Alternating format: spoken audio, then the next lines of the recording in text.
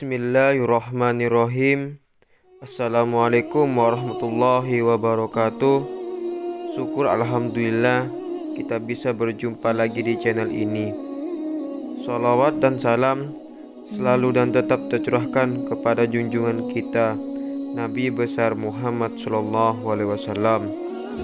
Allahumma sholli ala sayyidina Muhammad wa ala ali sayyidina Muhammad. Harapan dan doa saya, semoga saudaraku semuanya selalu diberikan kesehatan, dilapangkan rezekinya, diampuni dosa-dosanya, dan dipanjangkan umurnya.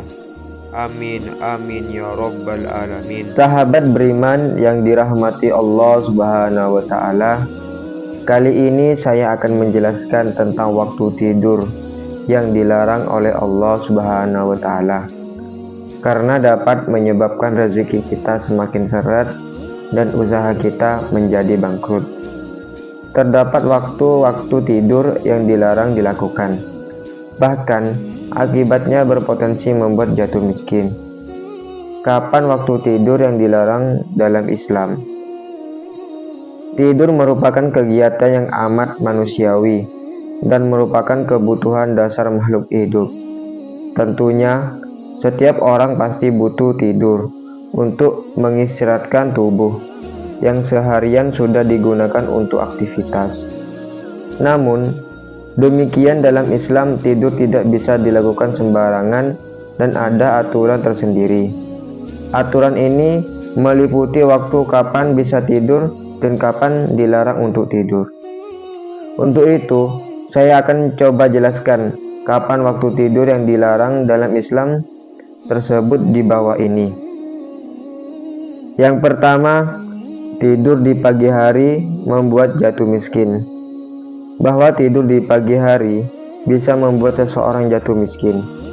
Orang yang tidak memanfaatkan waktu paginya dengan bijaksana, maka akan kehilangan berkah hari itu. Rasulullah SAW bersabda, "Ya Allah, berkahilah bagi umatku pada pagi harinya."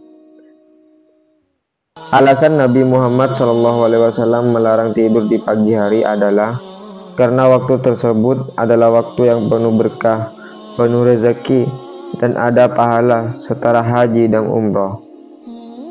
Rasulullah SAW bersabda, "Barang siapa yang melaksanakan sholat subuh secara berjamaah, lalu ia duduk sambil berzikir pada Allah hingga matahari terbit, kemudian ia melaksanakan sholat 2 rakaat, maka ia seperti memperoleh pahala haji dan umroh." Hadis riwayat Tirmizi.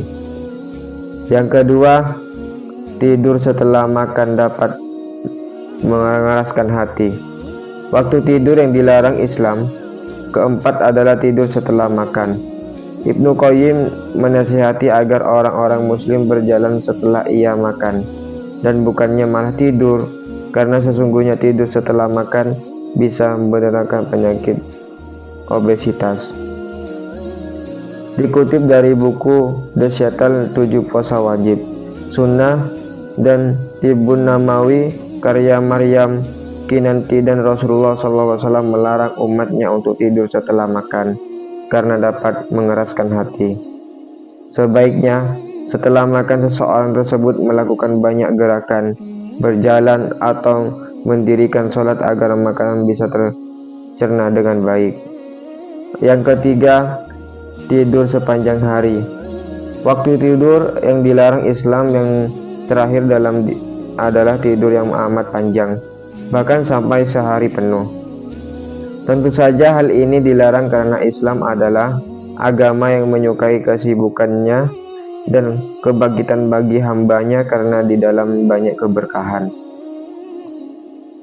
Dengan menghabiskan waktu seharian penuh hanya untuk tidur, maka seorang muslim akan kehilangan banyak kegiatan yang mendatangkan pahala, seperti bekerja, belajar, membantu sesama, atau hal-hal lainnya.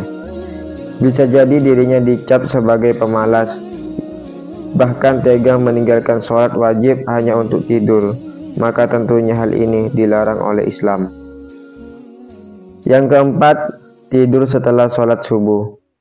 Berikutnya, tidur selepas sholat subuh merupakan tidur yang tidak dianjurkan. bahkan dibenci Allah Subhanahu wa taala. Tidur setelah melaksanakan sholat subuh bisa mengurangi produktivitas dan menghalangi rezeki yang akan datang di pagi hari. Padahal Rasulullah SAW telah berdoa kepada Allah Subhanahu wa taala untuk memberkahi umat di pagi hari.